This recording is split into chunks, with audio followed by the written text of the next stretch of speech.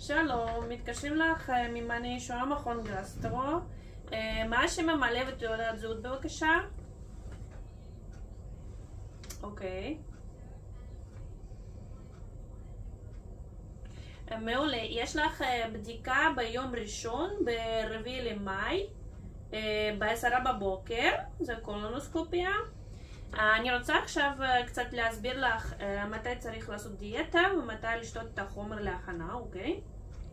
עדיף שתרשמי את זה כדי לא לשכוח. רגע, עכשיו אני מכניסה בבוקר 10 אוקיי, 4 במאי.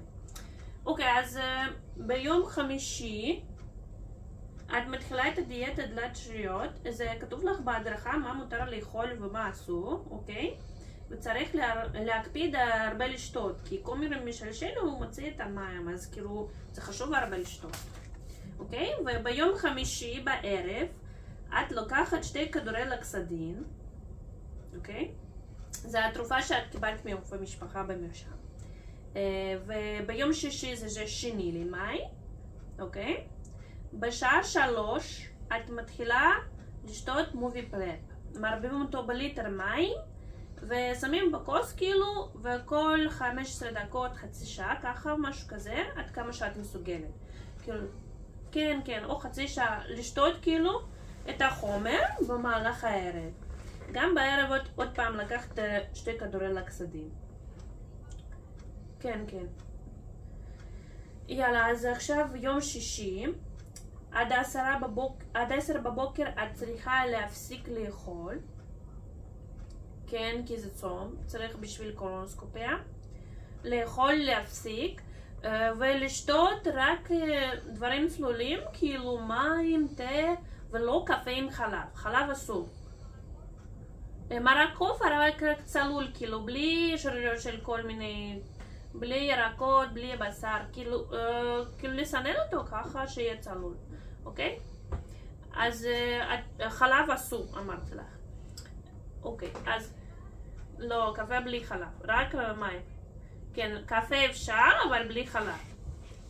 יאללה, אז ב3 את עוד פעם מערבבת את המובי פרפ ושתה אותו כמו שיום לפני, אוקיי? בליטר מים את מערבבת. ואז למחרת כבר יש לך בדיקה ביום ראשון, זה 4 למאי, אוקיי? 4 למאי. ב10 בבוקר יש לך בדיקה, 2 לפני בדיקה את צריכה להפסיק גם לשתות. זה מאוד חשוב, בגלל שכאילו אם שותים זה מפריע לסידציה, זה יכול להיות מסוכן אפילו לחיים, כאילו עושים, כן, זה מפריע בנשימה, כאילו. אז מאוד חשוב להפסיק. כן, אז רגע, אני אבדוק לך, יש לי פה מחשבון, אני אבדוק לך, בשעה 8 את מפסיקה לשתות גם. אז מאוד חשוב להקפיד על ההכנה, בגלל שאם את לא תהיי נקייה, אז לא עושים את הבדיקה. אז תצטרכי לחזור כאילו בבדיקה עוד פעם. אז הכל מובן. בוא נחזור כאילו.